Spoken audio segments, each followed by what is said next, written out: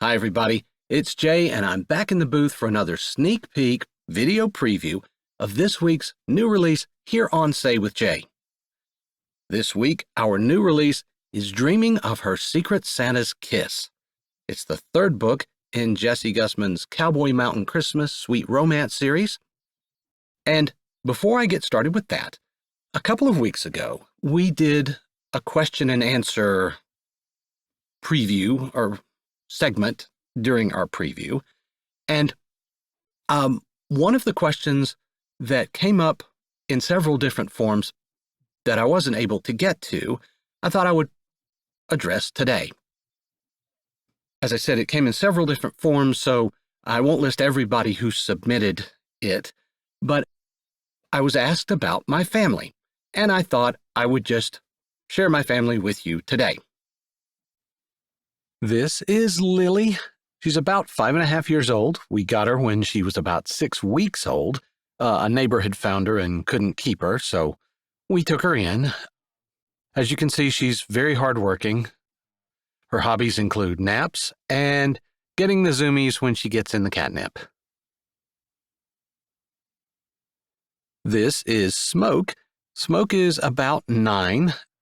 She hails from Gwinnett County, Georgia, where I was living at the time when I found her on Halloween Day at a park where I was walking. Smoke enjoys laying in the sunshine, sitting on my chest at 5 a.m., wondering why her breakfast isn't ready, and silently judging you.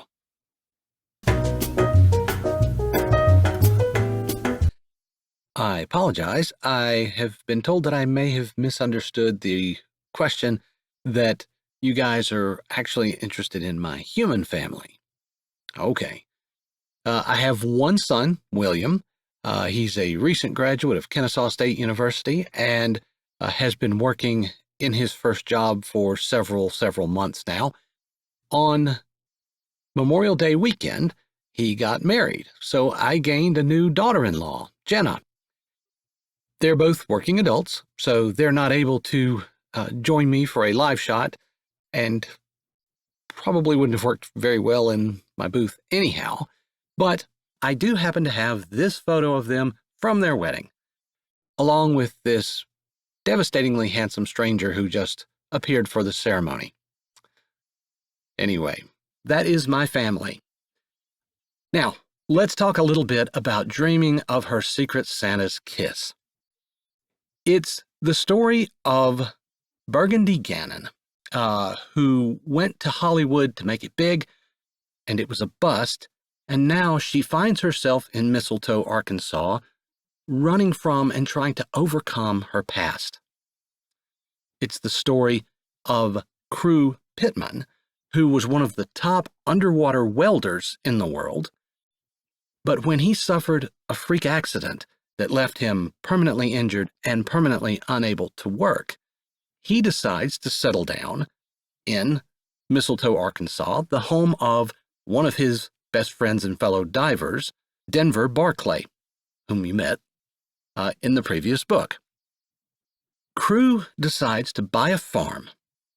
It's a small farm, and he buys it from a widow there on the farm. But this elderly widow, her only condition for the sale was that she be allowed to live out her remaining years on the farm. Crew agrees, but because of her age, he decides she might need a caregiver. That's where Burgundy comes in. So, these three very different people brought together under one roof. Can they overcome their demons and find happiness and maybe even love? Normally at this point, I'll say something else about the book, but I wanted to share a couple of the Amazon reviews for the print edition of the book. I think they describe this story better than I can.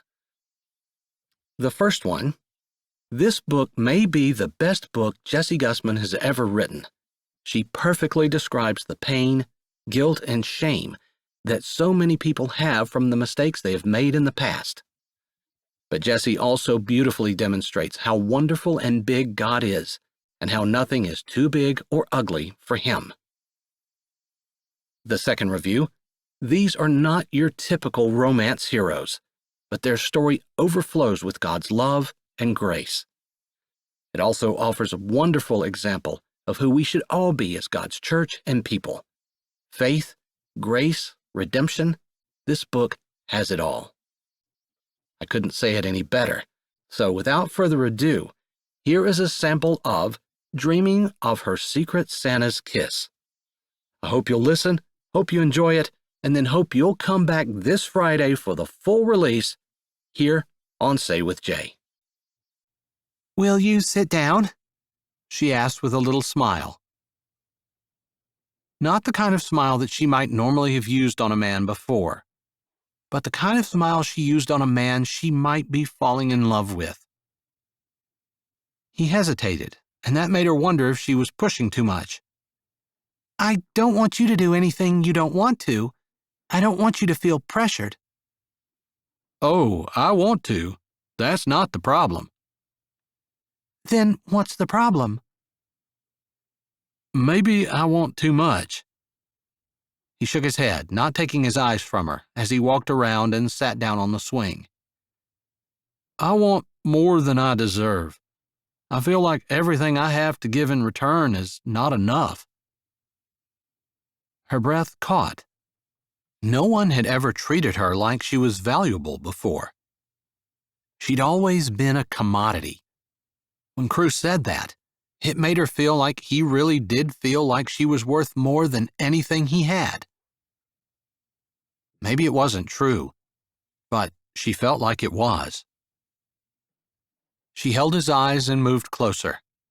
Then she settled on his lap, her arm going around his neck and shoulders and another arm holding on to the rope. They hadn't been this close, hadn't touched like this, and it made everything inside of her jump and sway. Her voice most definitely held a husky note when she said, "Is this okay?" "Exactly what I want," Crew murmured. She smiled. "Are you holding on?" he asked. She nodded. Her throat felt tight. He smelled like chocolate and coffee and fresh air, which all combined to form a scent that was all his, one she couldn't get enough of, along with his heat and that powerful feeling of everything being just right. He started pushing, and her arm squeezed tighter. He smiled in response and pushed more. The rope was long, and one advantage of that was they could swing high. She'd never swung like that before. She worried a bit that they'd lose control, but Crew seemed to know exactly what he was doing. Whether it was because of any special skill or whether it was just the nature of the swing, she wasn't sure. She didn't analyze it. She just enjoyed the feeling of flying through the air. It wasn't unlike the feeling she had when she was with him anyway, like she was falling, but a controlled fall, sheltered in his arms and held steady by his presence. "It's been years since I've swung. I don't even remember the last time." Her eyes closed, enjoying the wind in her face as they went forward. "Me either." "Something made you think of it." "I just wanted to do something fun with you, and this was just the thing I thought of. Nothing special triggered it." She turned to look at him, and he had that look on his face, the one he had before, where she felt like he'd do anything for her. Maybe she had that same look on, or something even more deep and real. It felt like she could tell him anything, and her mouth opened without her thinking. "This is how it feels when I'm with you. That sweeping sensation in my stomach. It feels so good because I know you're beside me and around me and holding on to me, and everything feels right, and all I have to do is just enjoy it." "You just explained exactly how I feel. Only on top of that, I have this driving need to make you smile, to see you happy, and to know that it's because you're with me." Their faces were close, and his breath whispered across her skin as he spoke. Maybe it was the feeling of being free, or maybe it was the feeling of the solid man holding her, but everything in her head snapped into place and felt as right as the puzzle pieces that seemed to fit together earlier when he had taken her fingers and held her hand. She lowered her head. "I want to kiss you." She could honestly say she'd never kissed a man on a swing. "I guess we want the same thing then," he said, his voice rough.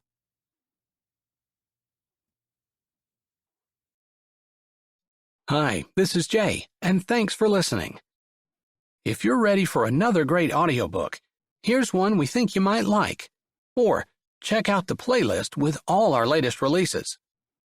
Don't forget to subscribe to Say with Jay, give this video a thumbs up, and tell us what you liked in the comments.